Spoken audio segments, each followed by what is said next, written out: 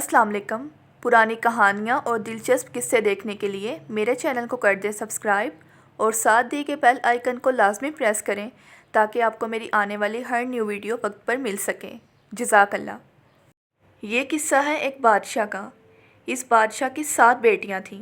एक मर्तबा बादशाह ने अपनी 7 बेटियों को अपने पास बुलाया और इनसे कहने लगा, आज मैं तुम सबसे एक सवाल पूछूंगा और अगर मुझे तुम सबका जवाब अच्छा लगा तो मैं तुम्हें तुम्हारा मनपसंद इनाम भी दूंगा।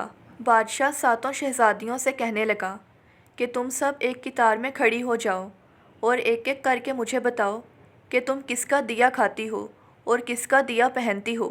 7 में से 6 बेटियों ने एक ही जवाब दिया, अब्बा हजूर, हम आपका दिया खाती हैं और आपका दिया ही पहनती हैं और आप ही की वजह से हमारी ये शानो शौकत है। बादशाह ये जवाब सुनकर बहुत खुश हुआ और उसने अपनी सब बेटियों को उनके मन चाहे इनाम भी दिए। जब सबसे छोटी बेटी की बारी आई तो उसने जवाब दिया, मैं अल्लाह का दिया खाती हूँ और अपनी किस्मत का पहनती हूँ और ये सब मेरा नसीब है। छोटी शहज़ादी का जवाब सुनकर बादशाह आग बगोला हो गया और वह गुस्से में कहने लगा, ए कमबख्त, तूने मेरी नाशुक्री की है और तुझे इसकी सज़ा ज़रूर मिलेगी। शहज़ादी कहने लगी, जी अब्बा हजूर, जो आपका हुक्म। बादशाह ने अपने सिपाहियों को हुक्म दिया कि जाओ इस कमबख्त को जंगल में छोड़ आओ, इसने मेरी नाशुक्री की है। मैं भी देखूं कि ये मेरे बगैर कैसे अल्लाह का दिया खाती है और कैसे अपने नसीब का पहनती है। बादशाह ने शहज़ादी से तमाम ज़ेवरात भी वापस ले लिए। बादशाह के हुक्म के मुताबिक शहज़ादी को खस्ता हाल और बग़ैर साजो सामान के जंगल में तन्हा छोड़ दिया गया। लेकिन शहज़ादी बहुत मुतमईन थी और उसे अपने अल्लाह पर तवक्कल था कि जो मेरे अल्लाह ने मेरे नसीब में रिज़्क और ऐशो इशरत लिखी है वो मुझे ज़रूर मिलेगी। तमाम सिपाही शहज़ादी को जंगल में अकेला छोड़कर यहाँ से वापस चले गए। शहज़ादी जंगल देखने लगी। चारों तरफ दरख्त ही दरख्त थे। दोपहर से शाम होने वाली थी।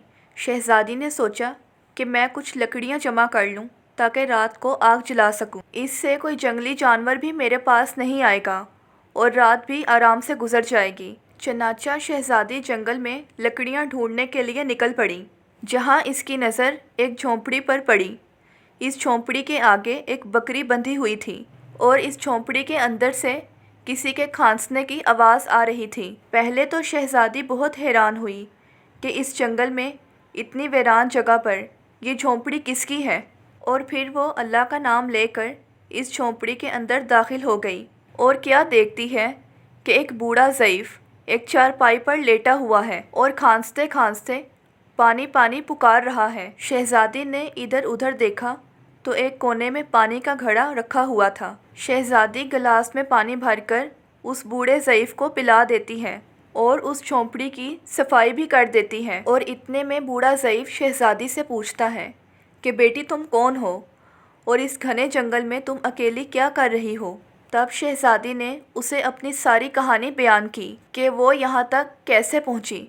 बूढ़ा शहज़ादी को झोंपड़ी में ही रुकने का बोलता है और कहता है, मैं शहर में काम करता हूँ, कल सुबह मैं शहर के लिए निकल जाऊँगा और फिर मैं 8 दिन के बाद वापस आऊँगा। तुम इसी जगह पर रह सकती हो। इस झोंपड़ी में खाने का सामान मौजूद है और करीब ही एक नदी है, तुम वहाँ से घड़ा भर लिया करना। सुबह को बूढ़ा ज़ईफ़ शहर के लिए निकल जाता है और शहज़ादी इस झोंपड़ी में अकेली रह जाती है। वो झोंपड़ी की सफाई करके बकरी का दूध निकालती है। आधा वो अपने लिए रख लेती है और आधा दूध वो एक बर्तन में डालकर बाहर एक कोने में रख देती है कि शायद रात को कोई जानवर भूखा या प्यासा होगा तो वो ये दूध पी लेगा, और ख़ुद अंदर आकर सो जाती है। सुबह सवेरे जब शहज़ादी सोकर उठती है तो क्या देखती है कि दूध का बर्तन खाली है और उस बर्तन के पास एक लाल मोती पड़ा है जो देखने में बहुत ही नायाब और कीमती लग रहा था, और बर्तन के आसपास सांप के निशान भी नज़र आ रहे थे।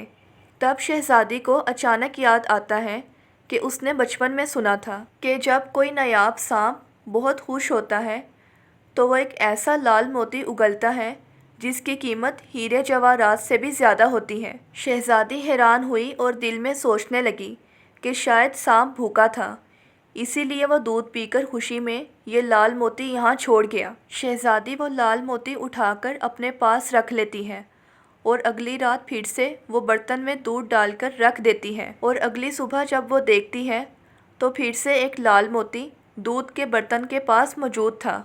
चनाचा इसी तरह करते करते 7 दिन गुजर जाते हैं और शहज़ादी के पास 7 लाल मोती जमा हो जाते हैं और उसी दिन बूढ़ा ज़ईफ़ भी शहर से वापस आ जाता है। तब शहज़ादी उसे वो लाल मोती दिखाती है और सारा माजरा बयान करती है।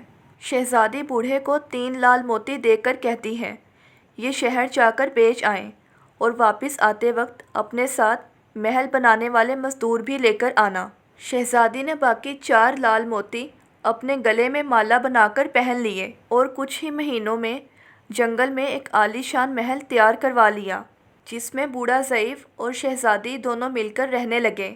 ऐसा खूबसूरत महल जिसमें नौकर चाकर और दुनिया की तमाम नेमतें मौजूद थीं। शहज़ादी ने जंगल में एक लकड़ी की फैक्ट्री बनवाई जिसमें गरीब लोग काम करते थे और इनकी रोज़ी रोटी चलती थी। देखते ही देखते ये जंगल शहर बन जाता है और दूर दूर तक धूम मच जाती है कि शहज़ादी बहुत रहमदिल है। बादशाह तक जब ये बात पहुंची तो उसके दिल में ये हसरत पैदा हुई कि मैं देखूं तो सही कि वो कौन से मुल्क की शहज़ादी है जिसकी सब लोग इतनी तारीफ़ करते हैं।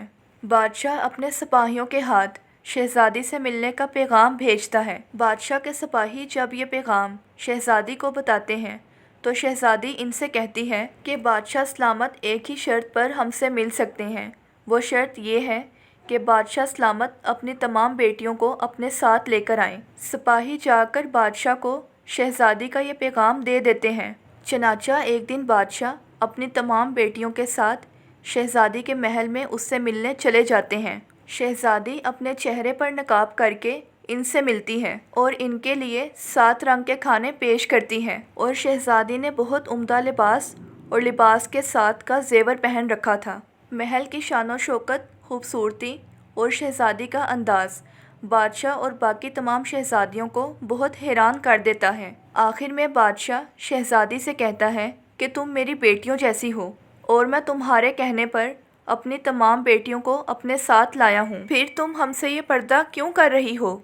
बादशाह के बेहद इसरार पर शहज़ादी कहती है, ठीक है आप लोग इंतज़ार करें, मैं अभी तैयार होकर आती हूँ। बादशाह के साथ आई सब शहज़ादियाँ आपस में सरगोशियाँ करने लगीं कि शहज़ादी पहले से कितना तो तैयार है और इसने कितने महंगे ज़ेवरात भी पहन रखे हैं, अब और ये कितना तैयार होकर आएगी। इतने में बादशाह क्या देखता है कि दूर से खस्ता हाल कपड़ों में कोई आ रहा है और गौर करने पर बादशाह को याद आता है कि ये अभी तक ज़िंदा है। मैं तो सोच रहा था कि इसे जंगल के जानवर खा गए होंगे और जब मैंने अपने सिपाहियों को जंगल में इसकी खबर लेने भेजा था तो उन्होंने मुझे बताया था कि जंगल में शहज़ादी का कोई नामो निशान भी नहीं, तो ये कैसे मुमकिन हो सकता है। बादशाह खुशी से झूम उठता है और उसी पुराने लिबास में अपनी बेटी से कहता है, शहज़ादी को बुलाओ, मैं तुम्हें शहज़ादी से आज़ाद करवाकर अपने साथ लेकर जाऊंगा। इसके बदले वो बेशक मेरी सारी बादशाहत मांग ले। ये सुनकर शहज़ादी कहने लगी, नहीं अब्बा हजूर, वो शहज़ादी कोई और नहीं बल्कि मैं ही हूँ। मैं कहती थी ना कि मैं अल्लाह का दिया खाती हूँ और अपने नसीब का पहनती हूँ। बस उसी अल्लाह ने मुझे कहाँ से कहाँ पहुँचा दिया और आज अल्लाह का शुक्र है कि मैं बहुत सी दौलत की मालिक हूँ। फिर शहज़ादी ने अपना तमाम किस्सा अपने वालिद को सुना दिया कि वो इस मुकाम तक कैसे पहुँची और अपने गले की माला भी दिखा दी जिसमें अभी भी 4 लाल मोती मौजूद थे। शहज़ादी की ये बात सुनते ही शहज़ादी की बाकी बहनें दिल में रश्क करने लगीं और सोचने लगीं कि काश उस दिन हमने भी यही जवाब दिया होता कि हम सब भी अल्लाह का दिया खाती हैं और अपने नसीब का पहनती हैं। हमेशा अल्लाह की ज़ात पर यकीन रखो, वो जिस हाल में भी रखे उसका शुक्र अदा करो। वो ज़ात बेनियाज़ तुम्हें कभी अकेला नहीं छोड़ेगी।